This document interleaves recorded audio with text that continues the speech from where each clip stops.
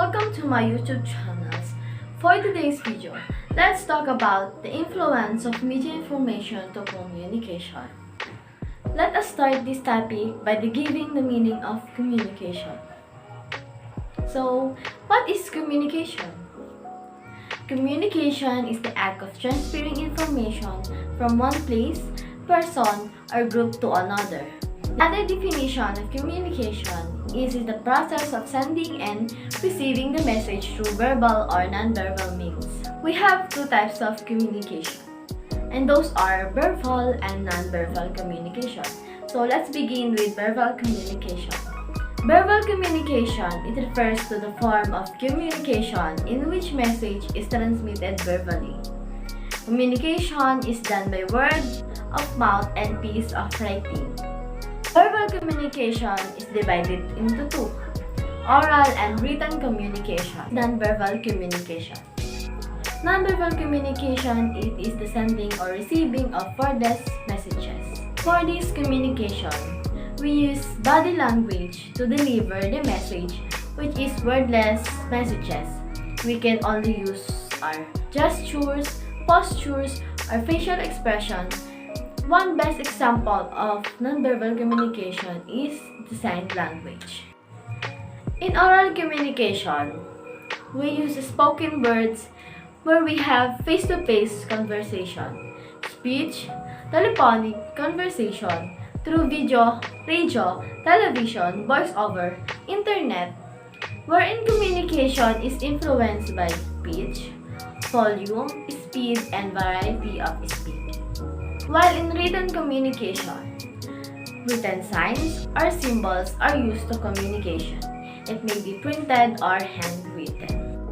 Now that we have already known the types of communication, we are down the communication process. We have the diagram of the communication process. This diagram shows the process on how communication appears. The communication process has 5 major elements: the sender, the receiver, the message, the channel, and the feedback. Let us know one by one the meaning of this. First is the source. Communicator or sender. The source imagines, creates, and sends the message. And this process of turning thoughts into communication is called encoding. And the communication process begins with the source or the sender. The second is message. The message is the stimulus or meaning produced by the source for the receiver or audience. In communication studies, a message is defined as information conveyed by words, and it also the content of the communication process. The third is channel. Channel is the way in which a message or messages travel between source and receiver. And communication channels can be categorized into 3 principal channels, and we have verbal, written, and non-verbal. Verbal is the source uses words to code the information and sticks to the receiver. And the written, these are the textual communication, and the sender write a message that the receiver read it anytime. And last is nonverbal. The source sends the information into the body language, facial expression, in postures. The next one is the receiver. Receiver receives the message from the source, analyzing and interpreting the message in ways both intended and unintended by the source.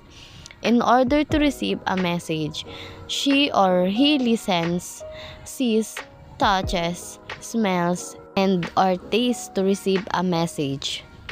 The process of turning communication into thought is called decoding. The next one is feedback. Feedback when the receiver responds to the source, intentionally or unintentionally. She or he is giving feedback. Feedback is composed of messages the receiver sends back to the source. And feedback refers to the reaction of the receiver to the sender's message. Next is the environment. The environment is the atmosphere, physical and psychological, wherein an individual sends and receives message. And the environment can also include factors like formal dress that may indicate whether a discussion is open and carrying or more professional and normal. Next is the context. The context of the communication interaction involves the settings, scene, and expectation of the individual involved. A professional's communication context may involve business suits that directly or indirectly influence expectation of language and behavior among the participants. Context refers to the settings in which communication displays. And the last in the communication process is the interference or noise. Interference or noise. This is anything that blocks or changes the source intended meaning of the messages. Examples are car horns, billboards, or perhaps the radio in your car interrupted your conversation with a passenger. Psychological noise is what happens when your thoughts occupy your attention while you are hearing or reading a messages. And those are the elements of the communication process. Let's proceed to the media and information influence to communication. Media and information technology play a vital role in globalization. Through this, we have connected the other people around the world. These have significant influence in the modern culture and become tools in sharing information, ideas, personal messages, and other contexts and have become more widespread and accessible. Not only that, they become sources of information but entertainment as well. And we have threats of media to users. First threat of media to users are media becomes a source of misinformation and fake news. And the second one is media is being abused by many. And the last one is post-medical, social, and psychological issues. And that's all for today's topic. I hope you learned something about the influence of media to communication. And please don't forget to like, share, subscribe my channel, and click the notification bell para updated kayo in my upcoming videos!